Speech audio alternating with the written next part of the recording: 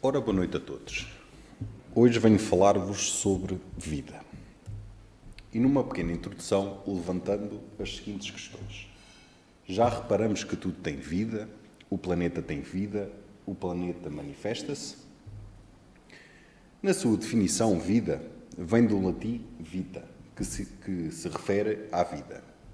É o estado de atividade incessante comum aos seres organizados. É o período que decorre entre o nascimento e a morte. Por extensão, vida é o tempo de existência ou funcionamento de alguma coisa. Observando a história da humanidade, para a grande maioria das pessoas que vivem no nosso planeta Terra, esta realmente é uma definição mais comum e aceite, sem muitas vezes ser analisada do seu ponto de vista fisiológico e filosófico. E dentro do contexto da nossa doutrina, será que poderemos definir a vida desta mesma forma? Na questão 63 do Livro dos Espíritos, formulada por Allan Kardec e a resposta direcionada pelos Espíritos da Codificação, remetem-nos ao pensamento de que a vida é um efeito devido à ação de um agente sobre a matéria. Esse agente sem a matéria não é a vida. Do mesmo modo que a matéria não pode viver sem esse agente. Ele dá a vida a todos os seres que o absorvem e assimilam. A explicação faz-nos compreender que, para existir a vida, é necessária a ligação de um princípio inteligente a um corpo material, sendo este, assim, vitalizado e, consequentemente, passando a viver na materialidade, interagindo em seu meio de relação, inicialmente familiar e, posteriormente, social. Assim, precisamos considerar que o princípio vital, elemento oriundo do fluido cósmico universal, que, associado a uma estrutura orgânica, em conjunto com o espírito, aqui como elemento geral, fomenta a vida. Na questão 65 do Livro dos Espíritos, Kardec pergunta: o princípio vital reside em algum dos corpos que conhecemos? E os Espíritos nos dizem: ele tem por fonte o fluido universal. É o que chamais fluido magnético ou fluido elétrico animalizado. É o intermediário, o elo existente entre o espírito e a matéria. Ele continua: o princípio vital é um só para todos os seres orgânicos? E os espíritos nos respondem que sim, modificado segundo as espécies. É ele que lhes dá movimento e atividade e os distingue da matéria inerte, porquanto o movimento da matéria não é a vida. Esse movimento ele o recebe, não o dá. E como vamos observando e ouvindo, tudo tem vida. Tudo na criação divina está interligado e tem uma expressão de vida, desde seres humanos até elementos naturais. Deus é o Criador de tudo o que existe. Tudo começa pelo átomo, do átomo passamos a ser um mineral, do mineral passamos a ser um vegetal, do vegetal passamos a ser um animal, do animal passamos a seres humanos e, enfim, de seres humanos passaremos a arcanjos. E como nós sabemos, por milénios e milénios de anos de evolução, experimentamos graus inferiores até conquistarmos a inteligência. Entre o irracional e o homem há longos caminhos a percorrer de evolução. Deus criou o universo e dentro desse universo há vários mundos. Mundos esses, todos habitados, assim como o nosso mundo Terra, tendo as suas formas de vida de acordo às características de cada mundo. Na questão 55 do Livro dos Espíritos, Kardec pergunta: são habitados todos os globos que se movem no espaço? E os Espíritos nos dizem que sim. e o homem terreno está longe de ser, como se supõe, o primeiro em inteligência, em bondade e em perfeição. Entretanto, há homens que se têm por espíritos muito fortes e que imaginam pertencer a este pequenino globo o privilégio de conter seres racionais, orgulho e vaidade. Julgam que só por eles criou Deus o universo. Deus povoou de seres vivos o mundo, concorrendo todos esses seres para o objetivo final da providência, que é a evolução de todos os seres e, dessa forma, podermos ser todos trabalhadores na obra infinita de Deus. Acreditar que só haja seres vivos no planeta que habitamos seria duvidar da sabedoria de Deus que nos fez, que não fez nem faz coisa alguma inútil. Certo, a esses mundos há de ele ter dado uma distinção mais séria do que a de nos recriarem à vista. Aliás, nada há, nem na posição, nem no volume, nem na constituição física da Terra, que possa induzir à suposição de que ela goza de privilégio de ser habitada, com exclusão de tantos milhares de milhões de mundos semelhantes.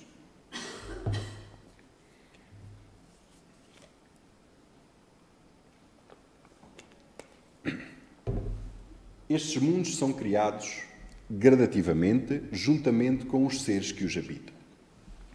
Muitos planetas foram criados antes do nosso planeta Terra e com várias formas de vida, assim como outros ainda serão criados. Portanto, nós podemos concluir que outros espíritos foram criados antes de nós e evoluíram antes de nós. E um desses espíritos é Jesus, que é o governador do nosso planeta Terra. Jesus evoluiu em outro planeta antes do nosso planeta Terra ser criado. Quando mesmo atingiu um estado de evolução muito elevado, Deus o incumbiu de acompanhar o nascimento e o desenvolvimento do nosso planeta Terra. Segundo nos revelam os Espíritos, a Terra não é o único planeta habitado. Na questão 172 do Livro dos Espíritos, Kardec pergunta: as nossas diversas existências corporais se verificam todas na Terra? E os Espíritos nos respondem dizendo que não. Vivemos-las em diferentes mundos.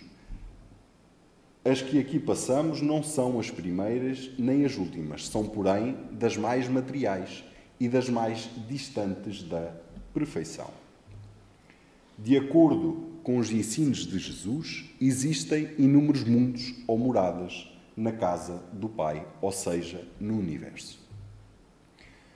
Assim como os espíritos evoluem, também os planetas passam por esse processo de transformação e evolução. Quando este processo acontece, que nada mais é do que a própria lei da evolução a trabalhar, os espíritos que por rebeldia e ignorância não acompanham a sua evolução são exilados para outros planetas e, por vezes, inferiores aos que se encontravam.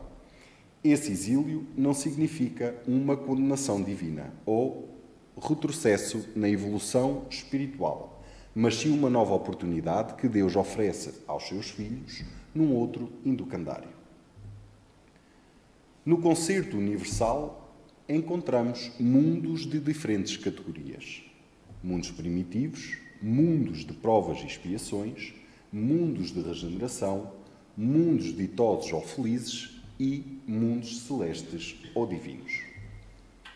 Allan Kardec classifica os mundos em primitivos, onde os espíritos realizam suas primeiras encarnações, de provas e expiações, onde predomina o mal, porque há muita ignorância.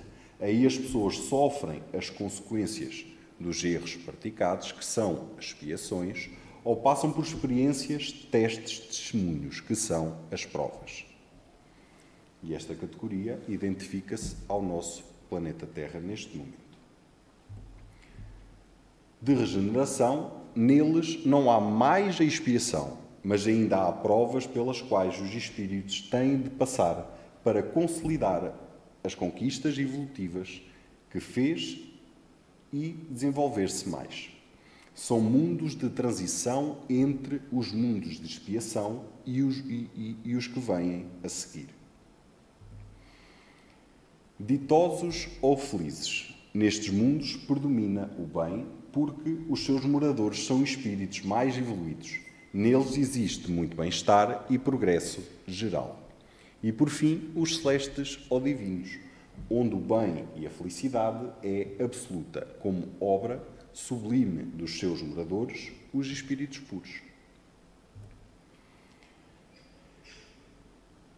E como nós podemos observar com a história, o nosso planeta Terra já foi um mundo primitivo e atualmente está passando de mundo de provas e expiações para mundo de regeneração. Enquanto isso, outros planetas e mundos estão sendo criados e como o nosso planeta Terra, passando por todos os processos de evolução, assim como todos os seres que neles habitam. Cada planeta criado é habitado por espíritos com o mesmo grau evolutivo correspondente à evolução de cada planeta. A Terra hoje, na condição de mundo de provas e expiações, se prepara para um novo ciclo evolutivo, plano de regeneração. Pelo que todos nós, nos momentos atuais, estamos recebendo oportunidades valiosas e que devemos aproveitar. Para acompanharmos este progresso, sob pena de nos candidatarmos a um recomeço em outros planetas e planos mais inferiores ou da mesma categoria do nosso planeta Terra atualmente. E será que o planeta tem vida?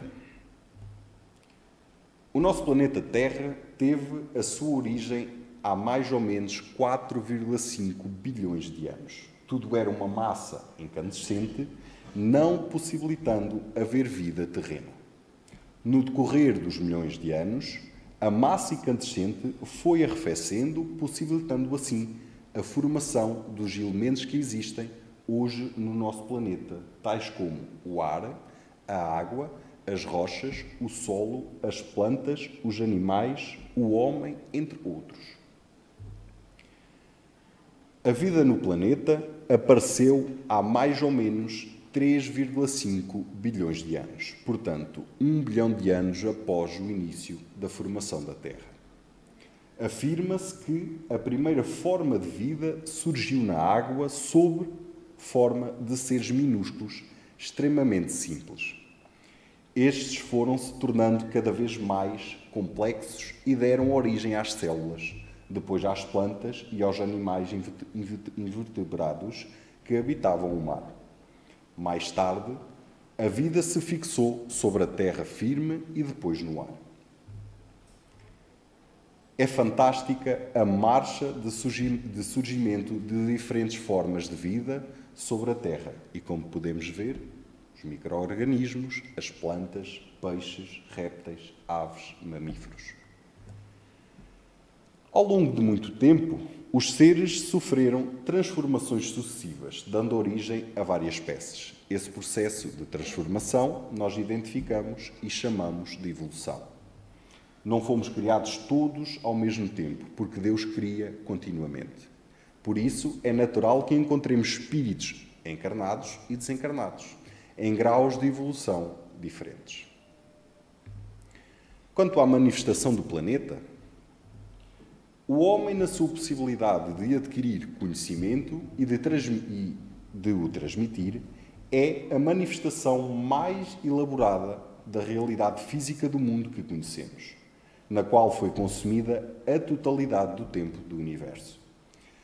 Assim, a ciência, através do homem, pode ser entendida também como expoente máximo da matéria que se questiona a si própria. Pode dizer-se que a natureza pensa através do cérebro humano e, com igual razão, pode aceitar-se que o homem deu voz à natureza. Tais capacidades colocam-nos, a nós, humanos, numa posição de grande vantagem entre os nossos pares no todo natural. Mas teremos nós o direito de gerir a natureza apenas em nosso proveito? agredindo-a como tem sido regra, sobretudo a partir da Revolução Industrial, se nós refletirmos um pouco, a Terra, no quadro em que se apresenta hoje, é o resultado de um sem número de agressões sofridas ao longo da sua velhíssima história. A Terra é um corpo que se autorregula e, como tal, sempre soube encontrar respostas a todas essas agressões e vai, sem dúvida, continuar a fazê-lo. E nós podemos ver que a maioria dos fenómenos naturais, como tsunamis, furacões, tempestades, terremotos, entre outros, são essas respostas do nosso planeta.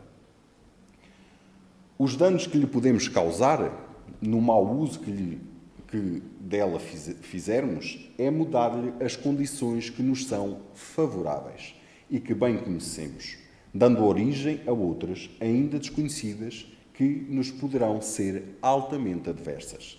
Assim, ao atentar contra a natureza, o homem está certamente a atentar também contra si próprio, contra a humanidade, porque acabará por colher todos estes atos errados praticados.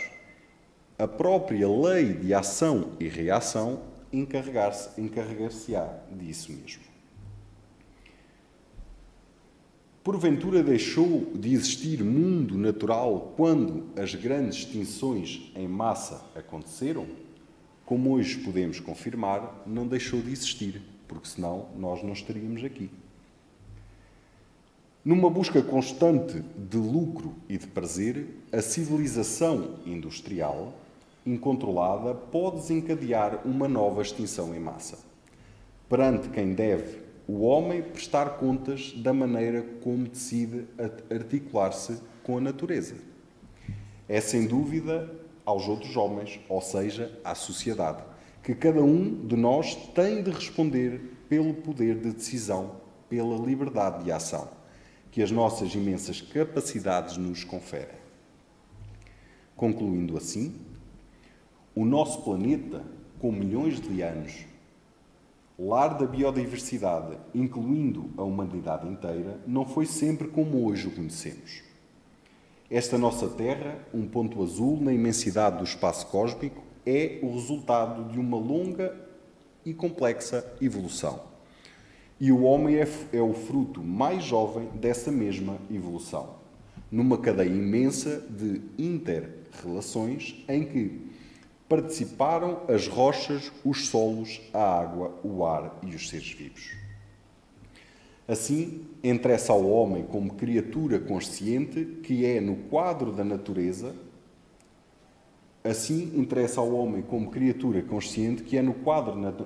da natureza, conhecê-la melhor. Deus criou-nos simples e ignorantes e continua a criar todos os dias, sabendo que somos seres imortais em constante evolução. Faz-se necessário tomarmos consciência e respeitar a vida em todas as suas dimensões. Tomar consciência que somos seres espirituais com um corpo físico que nos foi dado para podermos crescer e aprender.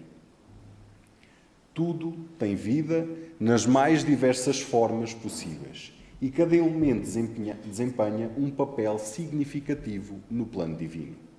A vida não está apenas nos seres humanos, mas na natureza como um todo, em que todos os elementos estão interligados entre si. A própria natureza é uma manifestação espiritual, proporcionando oportunidades para aprendizado e evolução.